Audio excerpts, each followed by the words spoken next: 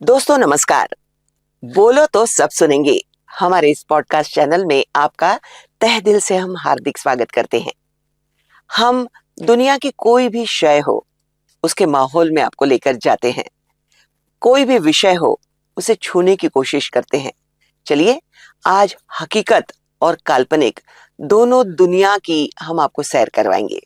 यानी आज हम बात करेंगे साहित्य की, नाट्य की, यानी कला के क्षेत्र में हम जाने वाले हैं। दोस्तों हम आपको बता दें कि आज हमारे साथ स्टूडियो में मौजूद हैं एक मैं क्या कहूं कि जो एक बैंक में भी रह चुके हैं, यानी वाणिज्य की दुनिया में जिनका अच्छा खासा समय बीता है, बाद में लेखन की दुनिया में आप कवि हैं, निबंधकार हैं, साथ ही साथ कादम्बरीकार यानी उपन्यासकार भी हैं, अभिनय की दुनिया को भी आपने छुआ है और इन सब के अलावा संगीत की दुनिया में भी आप रम जाते हैं।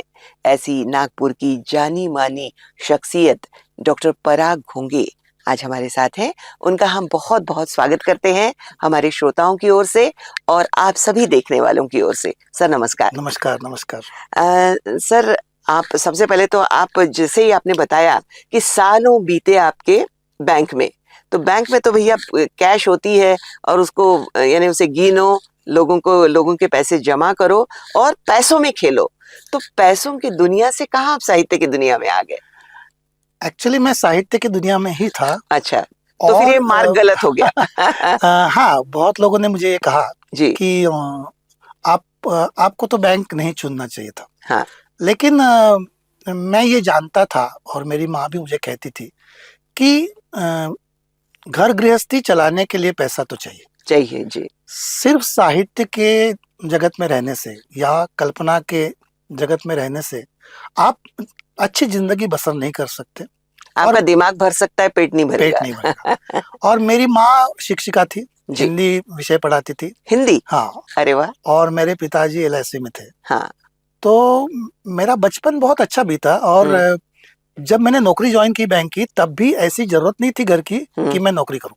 अच्छा। यानी मैं 20 साल का था और माँ भी नौकरी कर रही थी और पिताजी भी नौकरी कर रहे थे। तो जितने रिश्तेदार थे वो बोल रहे थे कि अरे तुम लोग पागल हो गए, इस छोटे से बच्चे को कहाँ भेज रहे हो। और वो जगह जो थी वो नागपुर से 600 किलोमीटर दूर थी, अंबिकापुर। अच्छा, यानी आप एमपी में जाकर नौकरी कर रहे हैं? हाँ। तो एमपी बिहार बॉर्डर था। तो पिताजी ने मुझसे पूछा कि देखो सब रिश्तेदार जो है वो हमें गाली दे रहे कि 20-20 साल की उम्र में आप अपने बेटे को कमाने के लिए क्यों भेज रहे हो? कहाँ जंगलों में उस तरफ भेज दिया आपने? अभी आप थोड़ा उसको सीखने दो, पढ़ने दो। और मैं जब 12 साल का था तब से ही मैंने लिखना आरंभ कर दिया था। जी जी जी। तो मैं जैसे बहिणाबाई चौधरी की कविता है, हाँ। उस तरह की कुछ कविताएं कुछ करना शुरू कर दिया था मैंने। और जब मैं 18 साल का था तब मैंने पहला एकांकी नाटक लिखा था। अच्छा अच्छा। जो पब्लिकली पद्माकर डावरे एकांकिका स्पर्धा में हुआ था, प्रस्तुत भी हुआ था। अच्छा अच्छा। और उसको 50 एकांकी नाटकों में से लेखन का पहला पुरस्कार मिला था। वाह क्या बात है। तो बहुत जल्दी मुझे ये एहसास हो गया कि मुझे लिखने में रुचि है। जी जी। तो ये साहित्यिक होना मुझे ऐसा लगता है पैदाइशी होता है, ये पैदाइशी, कि कहीं ना कहीं आप में वो गुण होते हैं, वो बीज होते हैं और फिर उस बीज को यदि आप यानी पनपने देना चाहते हैं तो फिर वो साहित्य की ओर आप मुड़ते हैं। और यदि उसे दबा दिया जाए तो मुझे ऐसा लगता है कि फिर वो कहीं ना कहीं वो लेखक, वो उपन्यासकार, कहानीकार मर जाता है। तो पर वो बीज को आपने पनपने दिया। मैंने उसको बहुत हिफाजत से उसकी रक्षा की। हाँ। सिर्फ पनपने नहीं दिया, क्योंकि मुझे मालूम था कि ये मेरे भीतर जो है ये एक विशेष चीज है जी, जो सबके साथ नहीं होती जी। लेकिन मुझे पैसा भी तो कमाना है, क्योंकि मुझे एक सफल जिंदगी जीनी है जी। तो मैंने कॉन्शियसली ये डिसीजन लिया कि मैं नौकरी करूंगा। और उस समय बैंक की नौकरी को बहुत प्रतिष्ठा थी जी। तो जब ये कॉल आया, मैं 19 साल का था, तो पिताजी ने मुझसे पूछा तुम क्या करना चाहते हो? मैं बोला कि मैं कुछ भी पढ़ लिख के कहीं ना कहीं जॉब करूंगा। और स्टेट बैंक की जॉब मुझे बहुत आकर्षक उन दिनों लगी। तो मैंने पिताजी को बोला कि आप चिंता मत कीजिए, कुछ तो लोग कहेंगे, लोगों का काम है कहना। तो मैं चले जाता हूँ जी जी। और पिताजी ने भी मुझ पर विश्वास था उनका। मेरे माँ पिताजी बहुत ही लिबरल टाइप के इंसान थे जी। उन्होंने मुझे कभी कुछ नहीं कहा कि तू ये कर या ये मत कर।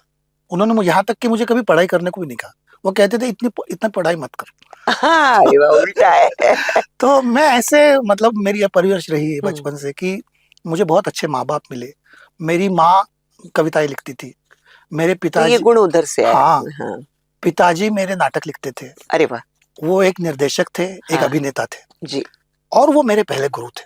आप नाम भी बता सकते हैं हाँ, उनका? श्रीधर घोंगे। जी जी जी। उन्होंने मुझे पकड़कर इस फील्ड में लाया। मैं जब अच्छा। 8-10 साल का था हाँ तो वो मुझसे मोनो एक्ट करवाते थे। हाँ। खुद ही लिखते थे और रिश्तेदार जमा हो गए, पराग चल हे करून दाखव। नहीं, पर वो पहले कैसा होता था कि घर में छोटे छोटे नाटक होते हैं, हाँ या फिर घर में कोई आया तो जरा नाच के दिखाओ, हाँ जरा ये हाँ करो। वो उस समय वो चीजें हाँ, ज्यादा तो थी। वो हमारे बचपन में थी और उसका फायदा हम लोगों को मिला जी कि जो एक स्टेज फ्राइट रहती है जी, या फिर लोगों के सामने प्रस्तुत करने का एक जो डर रहता है, उससे हमें पहले से ही मुक्ति मिल गई थी। और हाँ। पिताजी ने अच्छे संस्कार दिए और मुझे बहुत मतलब बात करना, भाषण देना। मैं इलोकेशन डिबेट कंपटीशन में स्कूल कॉलेजेस में भाग लेता था। जी जी। और पिताजी का ही उसके पीछे रोल था। जब मैंने लिखना चालू किया तो एक दिन पिताजी मुझे बोले कि मैं बंद कर रहा हूँ लिखना। तो मैं बोला कि क्यों, आप अपना लिखते रहिए और मैं अपना लिखता हूँ। तो बोले नहीं, एक घर में 2 लेखक नहीं हो सकते। फिर वो तुलनाएं होती हैं कि भैया अमिताभ बच्चन अच्छे कि उनका बेटा अच्छा, तो ऐसा होता है। पर मैं एक सवाल यहाँ करूंगी कि आप जितने साल, आप 33 साल आपने कहा कि बैंक में रहे, तो आपका मन रमा? बहुत अच्छा। मतलब मैं ये आपको बताना चाहता हूँ विशेष रूप से कि मैं जब बैंक में रहता था, हाँ। तो मैं ये कोशिश करता था कि मुझे लोग अच्छा बैंकर करके जाने। ओहो। यानी आपको आश्चर्य होगा, 33 साल की नौकरी में मैं जिस डेस्क पे काम किया, वहां मैंने अपनी कल्पना से, अपनी प्रतिभा से नई चीजें इंस्टॉल की।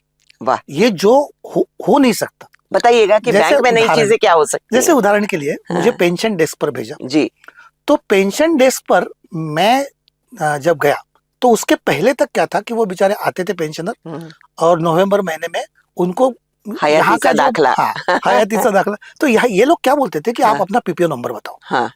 अब वो बेचारा पासबुक लेके आता था, वो कब का रिटायर हुआ है, चलना नहीं हो रहा उससे, वो कहाँ से पीपीओ नंबर बताएगा। तो मैंने सोचा कि यार इसको मैं क्या कर सकता हूँ।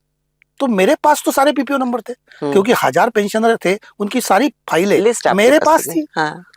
तो मैंने क्या किया कि एक एक फाइल निकालकर उसका जो पीपीओ है वो मैंने देखा कि सिस्टम में कहीं जगह है क्या कि जिसको मैं इसको फिल इंस्टॉल कर दूं। तो वो मैंने किया। 1000, मुझे समय लगा, लेकिन 1000 पेंशनर्स का मैंने कर दिया। नेक्स्ट ईयर जब वो मेरे पास आए, मैं पासबुक देख के पीपीओ नंबर उनको देता था। अरे वाह। तो बहुत लोगों ने आशीर्वाद दिए, पेंशनर्स ने मेरा सत्कार किया।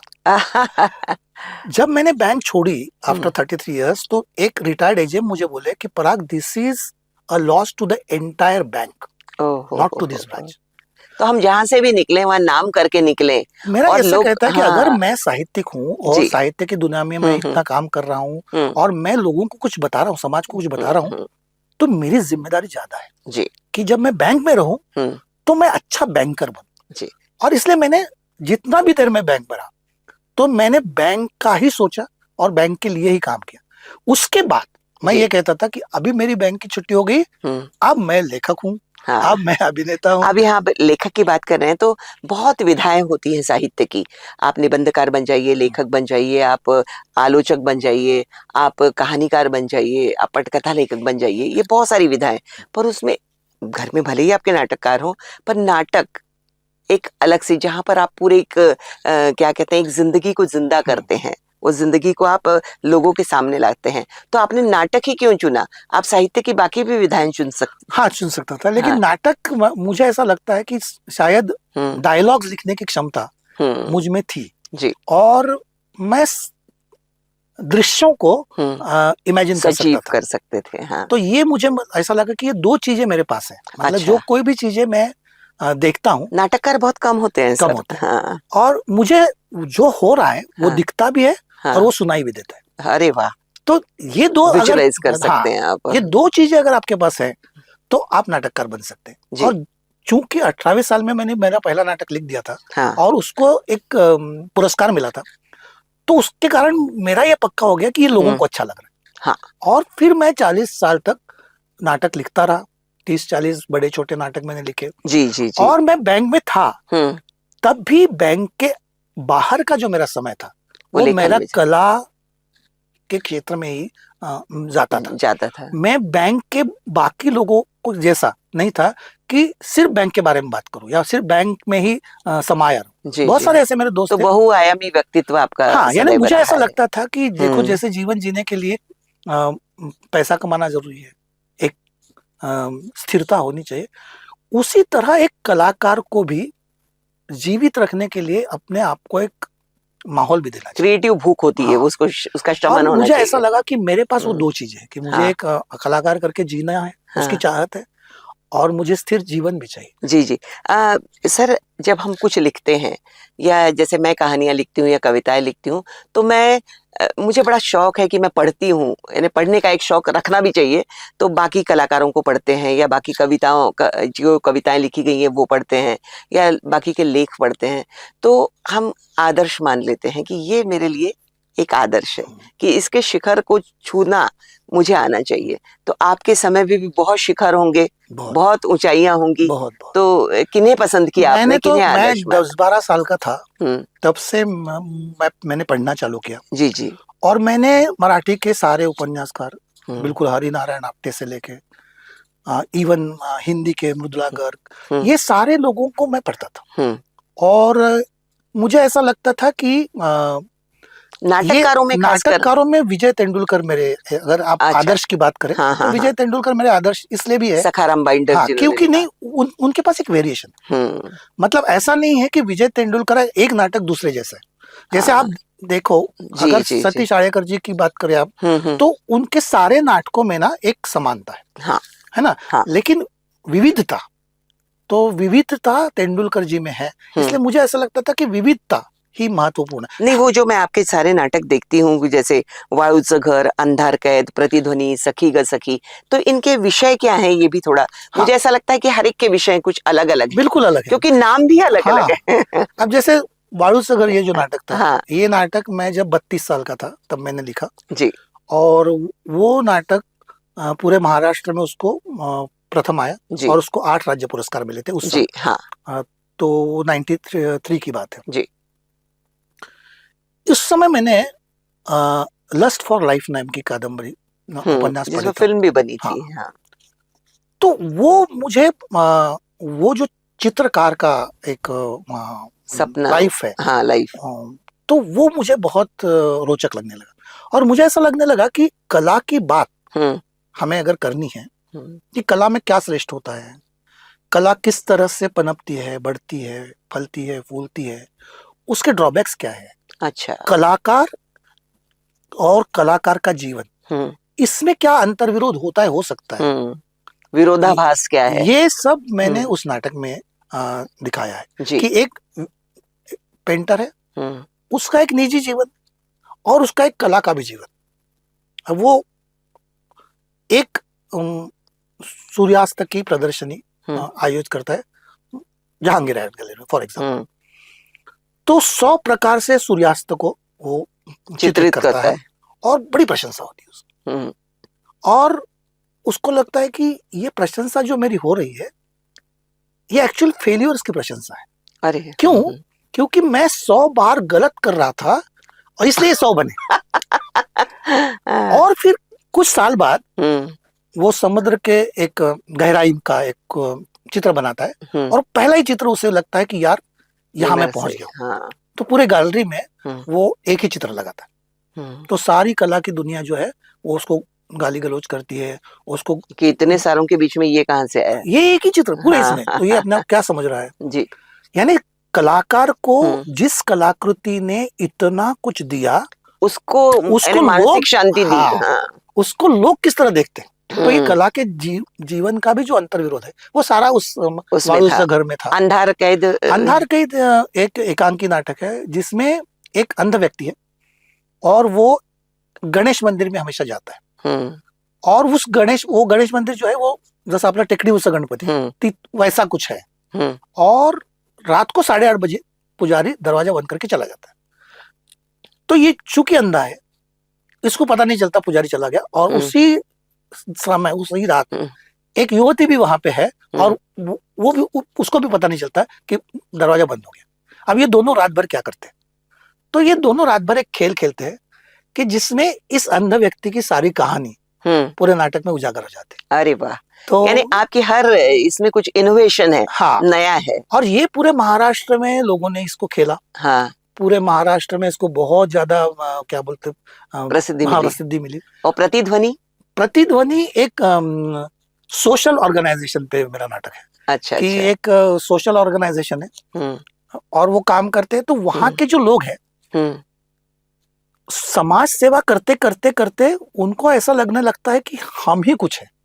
अच्छा, है ना, हमें तो समाज के ठेकेदार हमें समझ कर, तो ये जो ईगो उनमें आ जाता है और फिर उसके कारण सेवा का भाव मन से लुप्त हो जाता है, थोड़ा थोड़ा हटने लगता है। उस पर वो नाटक बेस्ड था। चलिए, तो ये जो जिंदगी के ऐसे पहलू जो अनछुए हैं, ऐसा मुझे लगता है, उन सारे पहलुओं को आपने छुआ है।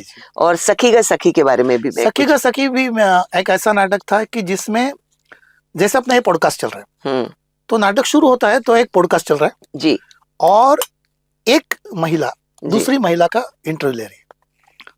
ये इंटरव्यू लेने वाली जो महिला है वो तो रेगुलर जैसे इंटरव्यू लेते हैं वो है, जी। और ये एक कलाकार है। अच्छा, लेकिन इन दोनों ने कभी साथ में नाटक में काम किया है। अच्छा अच्छा अच्छा। और वहां से वो पॉडकास्ट शुरू होता है। उस समय मैंने उसको आकाशवाणी का एक इंटरव्यू का रूप दिया था। और फिर धीरे धीरे वो दोनों स्त्रीत्व के बारे में बात करने लगते हैं और फिर महिलाओं के अनेक रूप सामने आने लगते हैं। अच्छा अच्छा, वो यानी जैसे एक क्या बोलते हैं, परत दर परत वो खुलते जाता है। हाँ। तो जैसे भाई दो सहेलियां हैं, तो गुरु और शिष्य हैं। अच्छा, तो स्त्री एक दूसरे से कितने तरह से रिलेट हो सकती है, जी, उसका जी। एक जिसे कहते हैं परतें, उसमें खुलती जाती है। जी जी। और तो जैसे साहित्य की बहुत सारी विधाएं हैं, तो कई लोग केवल नाटक चुनते हैं, कई लोग केवल कविता चुनते हैं, पर आपने कविता को भी छुआ, आपने लेखन भी, आपने उपन्यास भी लिखा, तो इन सारी विधाओं की तरफ आपका ध्यान क्यों आकर्षित हुआ? एक्चुअली मुझे ऐसा संतुष्टि नहीं थी केवल नाटक से? नहीं, ऐसा नहीं था। मुझे ऐसा लगता है कि मैं कवि ही था। और संस्कृत में तो नाट्य काव्य ही कहते हैं। जी, जी। तो जो भी नाटककार होते हैं वो कवि ही होते हैं। हाँ। तो मुझ में वो था कि मेरे आरंभिक जो नाटक थे वो बहुत ज्यादा उसमें काव्य था, और मुझे लगता था कि ऐसा काव्य होना ही नाटक के बड़प्पन की निशानी है। वो धीरे धीरे छूटा मेरा, लेकिन कविता मेरे भीतर थी। आज भी मैं कविताएं लिखता हूँ, और मुझे क्या उसके भी विषय ऐसे ही होते हैं, अनछुए? हाँ, अनछुए विषय होते हैं। हाँ। और कई बार तो ऐसा लगता है कि ये बहुत आम सी बात बता रहा है, लेकिन वो गहराई में मतलब वो जीवन के कुछ एक हिस्से को प्रदर्शित करती है। तो कथाएं क्या आपकी जिंदगी का एक हिस्सा है, या वो भी कल्पना में भी रहती है? नहीं, जिंदगी का तो हिस्सा है ही। कल्पना मुझे ऐसा लगता है कि जीवन से ही हम उठाते हैं, जो भी उठाते हैं। कोई भी ऐसी चीज नहीं है कि जो पूरी तरह से काल्पनिक हो। जी जी जी। लेकिन जब तक उसमें कल्पना नहीं आती, जब तक उसमें, जैसे मैं दो चीजें बताता हूँ हमेशा, कि पेंटिंग की दुनिया में दो चीजें रहती है। एक रहता है इलस्ट्रेशन, और दूसरा रहता है आर्ट। तो इलस्ट्रेशन क्या है? जैसे मैं मान लो ये पेड़ देख रहा हूँ या पौधा देख रहा हूँ, इसको मैं हूबहू जैसे कि वैसे उतार दूं तो दैट इज इलस्ट्रेशन। लेकिन ये देखने के बाद मुझे कुछ याद आता है, वो इससे बहुत अलग है, लेकिन प्रेरणा तो ये है। और मैं बनाता कुछ और हूँ, तो वो कला बन जाती जी, है ना। तो इस तरह से मुझे ऐसा लगता है कि कल्पना और अपने भीतर का, अपने अंतरात्मा का जो अपना कुछ है, वो जब आप मिलाते हैं तो कला बन जाती है जी। तो मनवंतर का जन्म कैसे हुआ आपका उपन्यास? मनवंतर भी एक जैसे वो कहानी ऐसी है कि मुझे ऐसा लगा कि 15 अगस्त 1947 में भारत स्वतंत्र हुआ। हाँ। अगर एक व्यक्ति मान लो उसी दिन जन्म लेता है 15 अगस्त 1947, और फिर वो एक साधारण सी जिंदगी जीता है, नौकरी करता है, बाल बच्चे पैदा करता है, सब करता है। इतने सारे आंदोलन होते हैं, इतने सारे साहित्य के आंदोलन, आजादी के आंदोलन, मतलब आजादी के बाद के आंदोलन। हाँ। ये आदमी अपनी जिंदगी जीता है, इसको कोई मतलब नहीं। ऐसे एक आदमी की कहानी है कि जो 15 अगस्त 47 में पैदा हुआ और एक आम जिंदगी जी रहा है, और 60 साल में रिटायर हो जाता है जी। अब वो अपने जीवन की तरफ देख रहा है कि मैंने जिंदगी में क्या किया, क्या खोया क्या पाया। खोया क्या पाया। तो ये एक कहानी है वो कि जो इस देश के एक आम आदमी की कहानी। अच्छा। कि वो साधारण सी नौकरी करता है जैसे, तो ये सामान्य आदमी जो है वो अपने आप को कहाँ तलाश रहा है इस सारे 75 साल में, आजादी के 75 साल में। जी जी जी। तो ये सारी चीजें, मुझे एक बात मैंने गौर की कि आपने मास कम्युनिकेशन किया है ना, और उसके साथ साथ आपने संगीत की परीक्षाएं तो अभी आप दे रहे हैं, पर आपने दर्शन शास्त्र की भी पढ़ाई की और उन सबको आपने अपने लेखन में उतारा। तो आपका साहित्य दर्शन है, लालित्य दर्शन है, तो इसमें क्या दर्शाया है आपने? दरअसल क्या हुआ कि मैं जब 50 साल का था और तब तक मेरा लेखक करके 30 साल का करियर हो चुका था, मैं नाटककार करके एस्टेब्लिश था जी महाराष्ट्र।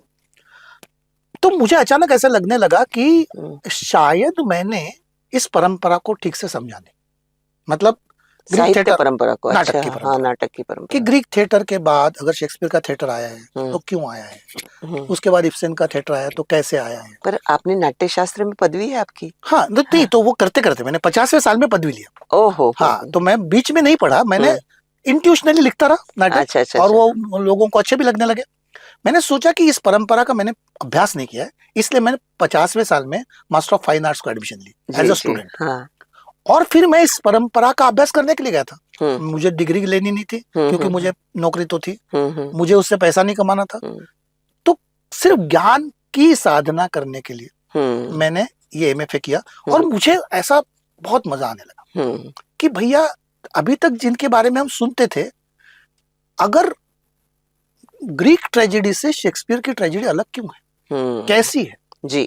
मतलब अगर किंग इडिपस ये नाटक है और किंग लियर ये नाटक है, तो किंग इडिपस भी एक ट्रेजेडी है और किंग लियर भी एक ट्रेजेडी है। फर्क क्या है? फर्क ये है कि किंग इडिपस की ट्रेजेडी एक राजा की ट्रेजेडी, अच्छा, और किंग लियर की ट्रेजेडी एक बाप की ट्रेजेडी है। ओहो।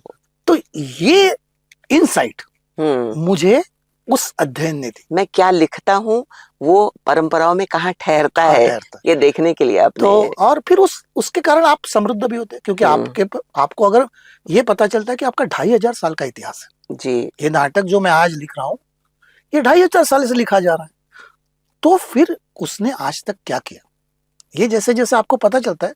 तो मुझे अध्ययन में रुचि पहले से थी जी, लेकिन अध्ययन में आनंद है ये मुझे 50वें साल में पता चला। अरे वाह, क्या बात है। तो उसके कारण फिर मैंने लालित्य दर्शन पूर्व, लालित्य दर्शन पश्चिम, नाट्य दर्शन, ये सारी किताबें लिखी जी, कि जो मैंने पढ़ा था। सर संत साहित्य पर भी आपका? संत साहित्य पर नहीं है, क्योंकि मराठी में मैंने संत साहित्य पर आपको मैंने बोलते हुए सुना है। हाँ, वो तो मैं वक्ता हूँ, तो मैं किसी भी चीज की तैयारी करके यहाँ पर और एक बात थी कि महाराष्ट्र राज्य के वाङ्मय पुरस्कार में आपको 3 कैटेगरीज में पुरस्कार मिला, तो क्या महसूस करते हैं कि 3 कैटेगरीज में एक साथ पुरस्कार, वो भी महाराष्ट्र राज्य का मिल रहा है? नहीं, उसका कारण तो ऐसा था कि जैसे मैंने लिखना चालू किया 78 में जी जी जी, और मेरी जो पहली 3 किताबें आई वो 2007 में आई जी। तो मैंने 15 साल में जो लिखा था, अच्छा, वो सारा कलेक्टिव मैंने 2007 में उसको प्रकाशित किया। और उसके लिए तेंदुलकर जी मुंबई से आए थे, विजय तेंदुलकर। अच्छा, यानी आपके आइडल ही आ गया। तो फिर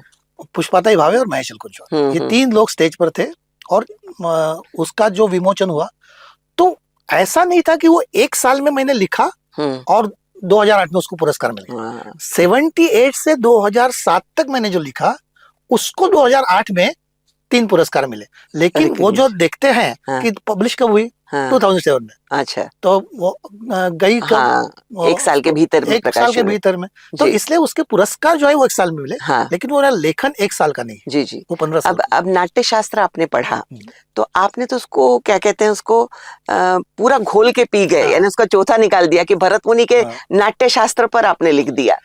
ये कहाँ से आपको ये लगा? मुझे मेरे प्रकाशक के कारण हुआ कि उसने ये कहा कि जो नाट्य शास्त्र पे किताब है, विदर्भ साहित्य संघ का पुरस्कार भी जिसको है, वो किताब अब आउट ऑफ प्रिंट हो गई। ओहो। और अभी फिलहाल मराठी में नाट्य शास्त्र उपलब्ध नहीं है, तो क्या आप मुझे लिख कर दोगे? तो मैंने बोला वो तो मेरा अध्ययन का विषय है, वो कई बार पढ़ा है मैंने। मेरे पीएचडी का सब्जेक्ट भी भरत मुनि और स्टेनिस्लावस्की था, तो 50% तो भरत मुनि था उसमें। तो मैंने फिर उसको ये कहा कि मैं करता हूँ। और नाट्य शास्त्र का विशेषता और प्रॉब्लम ये है कि जैसे आप ओरिजिनल पढ़ते हैं, मान लो संस्कृत में तो नहीं पढ़ सकते, लेकिन हिंदी में जैसे श्रीलाल शुक्ल जी की वॉल्यूम्स उपलब्ध है, हाँ। तो आपको ना समझ में नहीं आता, क्योंकि वो बहुत बड़े बड़े सेंटेंसेस है, मतलब 6 लाइन का एक सेंटेंस, तो आपने शुरू किया और खत्म कहाँ कर रहे हैं, तो आप कहाँ से शुरू किए थे भूल जाते हैं। तो मैंने फिर उसको छोटे छोटे वाक्यों में और स्टूडेंट्स को समझ में आए। तो ये एमएफए के स्टूडेंट्स पढ़ के समझ भी सकते हैं। समझ में आए। तो मैंने तो जितनी किताबें लिखी वो शैक्षणिक, वो विद्यार्थियों को समझ में आए और विद्यार्थियों को ऐसा लगे कि यार ये मुझे अच्छा भी लग रहा, मतलब मजा आ रहा। नहीं, मैंने भी जब अनुवाद किया तो अनुवाद करते समय गांधी की पुस्तक का एक अनुवाद किया, तो उसमें देखा ये पुराने लोगों को 4-5 लाइनों का एक वाक्य लिखने की आदत है। उस समय की वो मतलब क्या बोलते हैं, परंपरा रही होगी। जी। लेकिन आज के विद्यार्थी छोटा पसंद आज के लेखक वैसा नहीं लिखते। जैसे अमन तेंदुलकर जी छोटा छोटा, तो छोटे सेंटेंसेस, छोटे डायलॉग्स, ये आज की ट्रेंडिंग चीज है, वर्तमान की या उत्तर आधुनिक काल की। तो उसको फिर अपना कर हम जो अपना प्राचीन साहित्य उसको किस तरह से परोस सकते हैं, आज दे सकते लोग। नहीं, ये बात बिल्कुल सही है, क्योंकि बहुत सारे हम वेद कहते हैं, हमारे पुराण कहते हैं, बाकी साहित्य कहते हैं, संत साहित्य है, हिंदी है, मराठी है, यदि इनको छोटी भाषाओं में अच्छी तरह समझा के या कहानी रूप में या ऐसा यदि प्रस्तुत करें, तो लोग पढ़ने को भी उद्धत होंगे और देखने के भी उद्धत होंगे। इंडियन नॉलेज सिस्टम का जो आया है जी चलन, तो उसमें यही है कि प्राचीन ग्रंथों में जो ज्ञान है उसे आपको आज के संदर्भ में और आज के विद्यार्थियों को अच्छा लगे। जी। सर, ये तो ठीक है कि आप वाणिज्य के क्षेत्र में रहे, वहां नाम कमाया, आपने लिखा, सारी विधाओं में आप थे, आप स्टूडेंट बहुत अच्छे रहे, आपने उसको मथ कर किताबें भी लिखी, फिर अभिनय।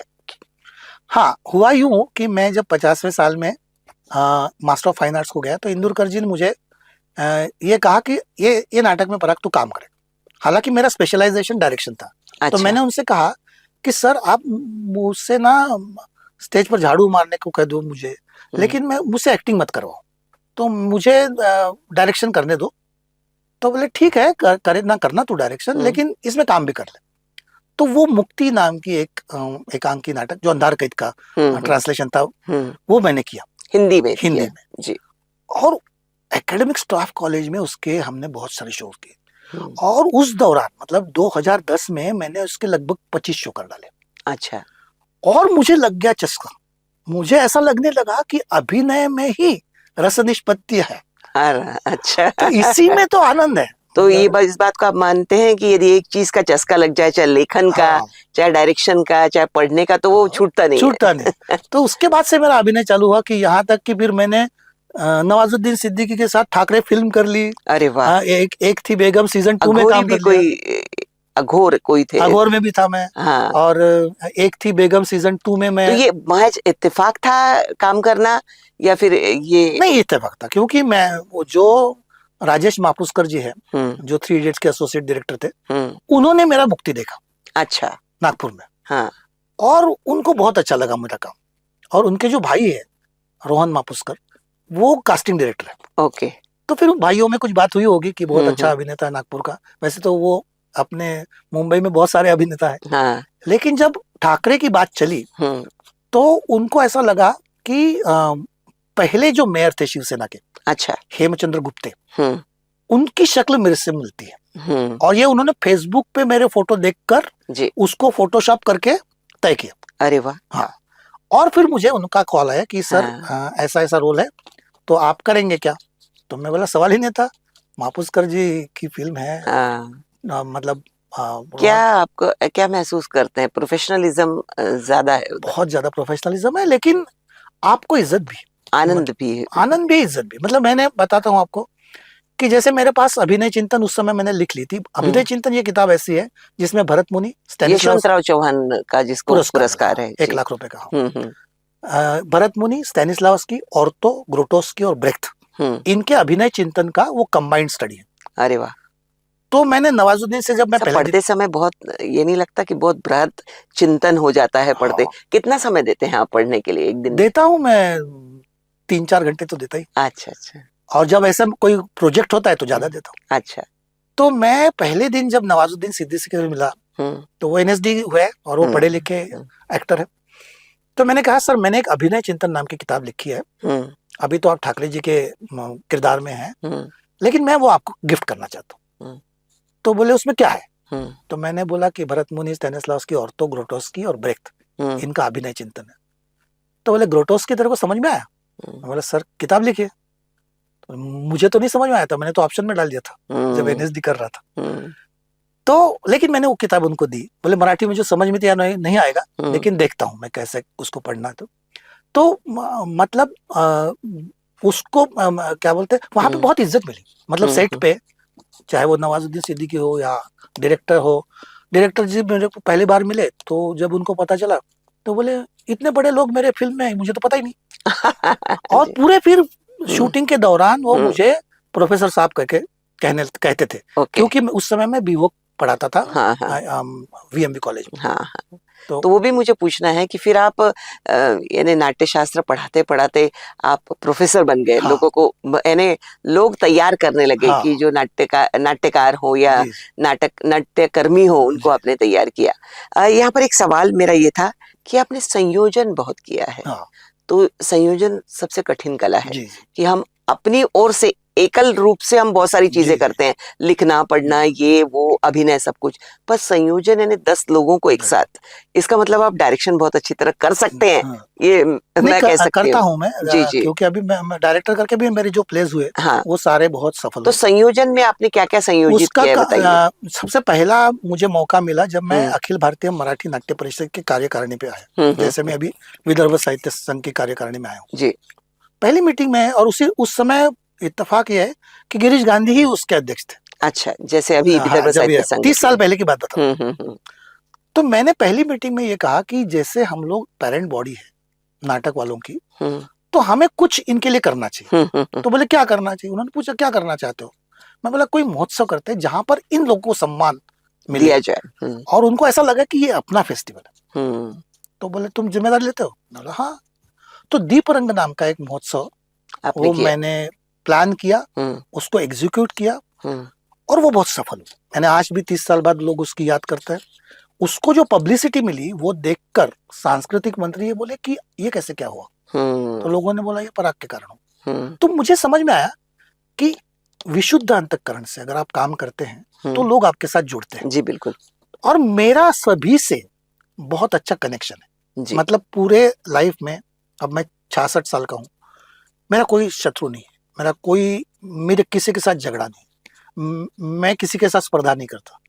तो ये मेरा सबसे बड़ा प्लस पॉइंट है कि मैं किसी के भी पास जाता हूँ और अगर उसको बोलता हूँ कि यार इससे जुड़ जाओ तो वो आ जाता है। जी अभी सर यानी ये जो आप बात कर रहे हैं संयोजन की और इसकी, आपने स्टूडेंट के साथ इंटरेक्ट किया होगा। अब तक के जितनी चीजें हैं उसमें आप स्टूडेंट थे या आप थे, अब स्टूडेंट्स के साथ रहते हुए कैसा महसूस किया आपने? बहुत अच्छा। मतलब मैं जिन स्टूडेंट्स के साथ मैंने स्टार्ट किया जी वो ऐसे बच्चे थे जिन्होंने नाटक में काम करना तो छोड़ो, मैं अभिनय का प्राध्यापक था, उन्होंने कभी नाटक देखा ही नहीं था। ओहो, देखा ही नहीं? देखा ही नहीं था। तो बिल्कुल एकदम जीरो से मैंने स्टार्ट किया।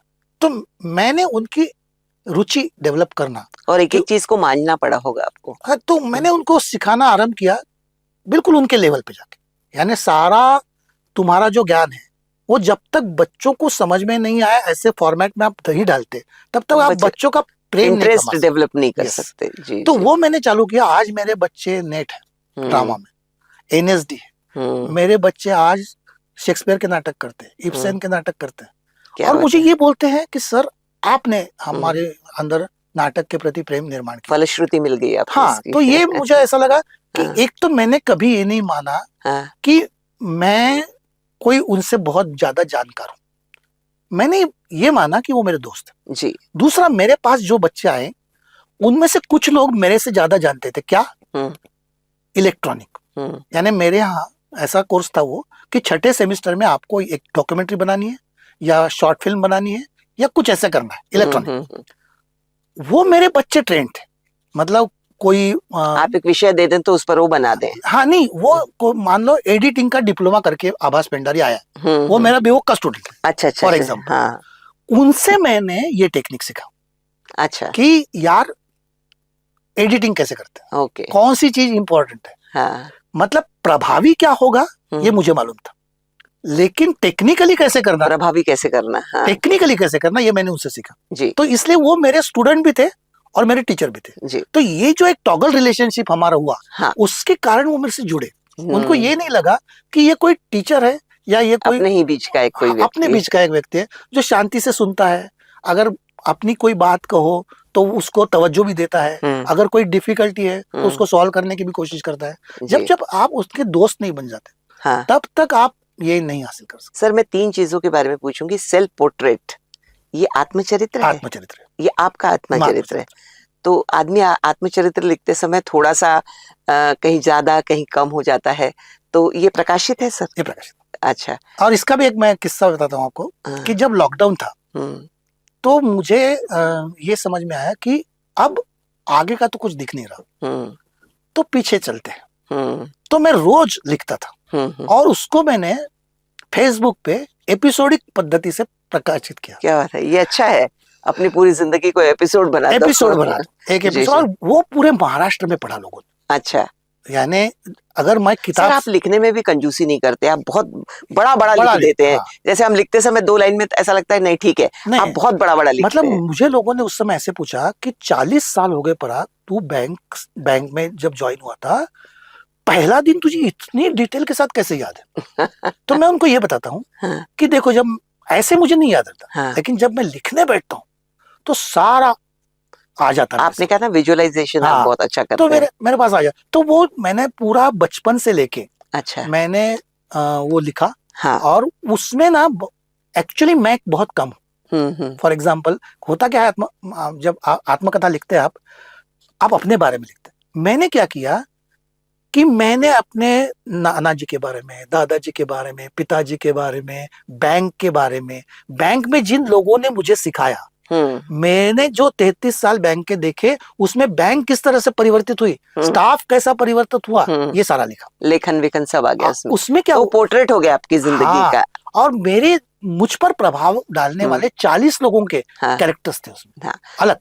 तो ये पोर्ट्रेट की बात हुई। दूसरा परमेश्वर.com, हाँ, जिसके बाद मैं भी आपसे मिली थी एक बार, कि ये क्या है परमेश्वर.com? वो एकांकी नाटक है, हाँ। तो उसमें मेरे पास वो टेंगड़ी जी आए थे, वो नाटक इसलिए देखना है कि जैसे मान लो एक आदमी मर जाता है, तो वो कहाँ जाता है, ये अपने पास बहुत सारे क्या बोलते हैं जिसको, कहानियां हैं, हाँ, तो स्वर्ग में, नर्क में, भगवान के पास। इसमें मैंने क्या किया कि जैसे एक आदमी सर्फिंग कर रहा है नेट पे, हाँ, और अचानक वो परमेश्वरलोक.com साइट पे जाता है, तो ऐसी कोई साइट नहीं है।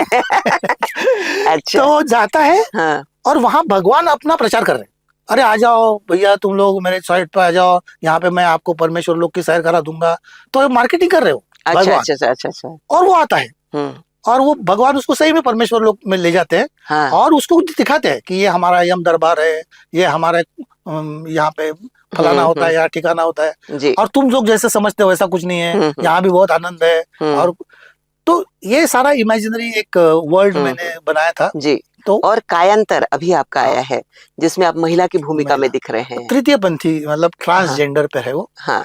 तो उसमें क्या हुआ कि कायांतर नाम की जो एक उपन्यास है, वो रश्मि पदवाड़ मदनकर ने लिखे। उसका प्रकाशन तो हो चुका था पुणे में, लेकिन यहाँ पे उसका ग्रंथ चर्चा करनी थी उनको, तो वो मेरे पास आई और मुझे उन्होंने कहा कि 10 मिनट का एक मोनोलॉग मुझे लिख के दो। तो मैंने बोला यार मैं बहुत बिजी हूँ, तो देखता हूँ, तुम रख दो फिर देखते हैं। मैंने पढ़ना चालू किया और ये ट्रांसजेंडर पे बिल्कुल मुझे नहीं पता था कुछ भी, वो सारा उसमें था। तो मैंने बोला यार मैं लिखता हूँ उसका, और मैंने 1 घंटे का वो लिखा, और उसके लिए मैंने उपन्यास बार बार पढ़ा। तो मुझे ऐसा लगने लगा ये और कौन करेगा, बाकी कोई करेगा तो वो डायलॉग याद करके बोल देगा। ये जो मुझे समझ में आया 10 बार उपन्यास को पढ़कर, यदि ये आप समझ में आता है तो आप कायिक भाषिक दोनों अभिनय कर सकते हैं। तो फिर मैंने उनको बताया कि इसको प्रेजेंट भी मैं कर रहा हूँ। तो उस दिन वो हुआ बहुत अच्छा, 330 लोग थे जी। और सारे प्रभावित हो चुके थे। जो जिस ट्रांसजेंडर महिला के ऊपर है वो भी आंचल वर्मा वहां पे आई थी। अच्छा। और वो मुझे ये कह रही थी, सर मुझे ऐसा लग रहा था कि मैं ही बात कर रहा हूं। अरे वाह, तो आपका साकार हो गया वो। साकार हो गया वो। जी जी हाँ। जी। मुझे और एक बात आपसे ये जाननी थी कि ये सारी चीजें तो हो गई, पर मुझे ऐसा लगता है आपके लिए आसमान बहुत कम है, यानी आसमान की ऊंचाई कम है, तो आप संगीत की तरफ जाने का, वैसे संगीत आपके नाटकों में था, आपने शुरू में कहा था कि संगीत मेरे नाटकों में शुरू से रहा, जैसे नाट्य संगीत वाले नाटक रहते हैं वैसे, तो संगीत की विधिवत शिक्षा ली जाए और वो भी इस उम्र में, ये आपने कैसे सोचा? ये मैंने ऐसे सोचा कि मैं बचपन से हारमोनियम बजाता था जी, लेकिन मुझे ना ट्रेनिंग नहीं था और समझ में नहीं आता था ये सुर कौन सा है। तो मुझे ऐसा लगता था, मैं बैंक में था तो, कि यार बहुत लेट कर दिया अपन ने, अभी अपन संगीत नहीं सीख सकते जी। लेकिन एक मेरा दोस्त, वो 60 साल में बैंक में से रिटायर हुआ। हाँ। और उसने ज्वाइन किया एक गायनशाला। जी। मैं तो 54 साल का हूँ, तो मैं तो कर सकता हूँ। तो 54 साल की उम्र में मैंने शास्त्रीय संगीत सीखना आरंभ किया। अब फिर उसके बाद मैंने आज 66 का हूँ तो मैंने विशारद किया, एमए किया, नेट किया और अब मैं संगीत में सेकंड पीएचडी कर रहा हूँ। जी, तो आसमान आपके लिए बहुत छोटा है। हो सकता है कि अगली बार मैं जब मिलूं तो एक नए विषय के साथ मिलूं कि ये नया विषय और एडिशन हो गया है। तो और आगामी योजनाएं बता दीजिए, और आप सभी लोगों को जो जिंदगी में सीखना चाहते हैं, सीखने की लालसा रखते हैं, उनके बारे में बताइए। देखिए, मुझे बहुत सारे लोग पूछते हैं कि आप इतनी सारी चीजें एक उम्र में कैसे कर लेते? तो मेरा जवाब ये रहता है कि मैं एक समय में एक ही काम करता हूँ। मान लो इस समय मैं आपके पास पॉडकास्ट कर रहा हूँ, तो मेरे जिंदगी का सारा मकसद ही ये है कि पॉडकास्ट करना। हाँ। है ना? फिर यहाँ से मैं 6 बजे जाऊंगा तो मैं जो मेरा इंग्लिश प्ले आ रहा बियॉन्ड द डार्कनेस, उसकी रिहर्सल करूंगा। तो 1.5-2 घंटा मैं सिर्फ उसी दुनिया में रहूंगा कि मुझे ये प्ले 23 तारीख को करना है। यानी तन मन धन से आप समर्पित होते हैं उस चीज को और उन पलों के लिए। और उससे क्या होता है कि आपका जो वेरिएशन है, मतलब काम का, यही यानी चेंज है, यही आपको आनंद देता है, यही आपका रिलैक्सेशन है ना। जैसे एक काम से आप दूसरे काम में जाते हैं तो दूसरा काम आपके लिए रिलैक्सेशन है। अच्छा, ऐसा मेरा मानना है जी। इसलिए मैं बहुत सारी चीजें करता हूँ लेकिन मैं एक समय एक ही चीज करता हूँ। तो आप सबसे यही कहेंगे कि एक समय एक ही चीज करो, पूरी शिद्दत से करो, तन मन धन से करो, तो फिर आपको आनंद भी अलग मिलता है और बहुत सारी चीजों में सफलता भी मिलती है। कई लोग मुझसे पूछते हैं, तो हर चीज में आप हाथ डालते हो, सफल कैसे हो जाते हो? मैं बोलता हूँ यार, उसको मैं शिद्दत से करता हूँ, मैं उसको 2 ही घंटा देता हूँ। अभी साहित्य संघ में जाऊंगा, मैं कुछ ना कुछ ऐसा करूंगा कि जो याद रखा जाएगा 5 साल बाद। जी। तो 2 घंटा देना है आपको अपने जीवन का, और अपने पास 24 घंटे है, तो अपने पास समय की कमी नहीं है। कई बार आलस के कारण हम लोग चीजें नहीं करते जी। और मैं ये मानता हूँ कि आप अलग अलग चीजें करो। ऐसा कहा जाता है कि शैलो पीपल डिमांड वेराइटी, लेकिन मुझे ऐसा लगता है कि मुझे वेराइटी में समृद्धि, सुख और वो सखोल ऐसा अनुभव मिलता है जी। और वो मैं लेता हूँ। तो आप गहराइयों में जा सकते हो, पर वो तब कि आप गहराई से, लगन से यदि उस चीज में डूबे तो आपको खुद को भी आनंद मिलता है और आप दुनिया को भी आनंद दे सकते हो। तो आज हमारे साथ थे डॉक्टर पराग घोंगे, एक कहानीकार, एक निबंधकार, एक लेखक, एक डायरेक्टर, एक प्रोफेसर, मैं कहूंगी, एक वाणिज्य के क्षेत्र में, बैंक के क्षेत्र में काम करता हुआ व्यक्तिमत्व, और उसी के साथ साथ एक अभिनयकर्ता, एक नाटककार।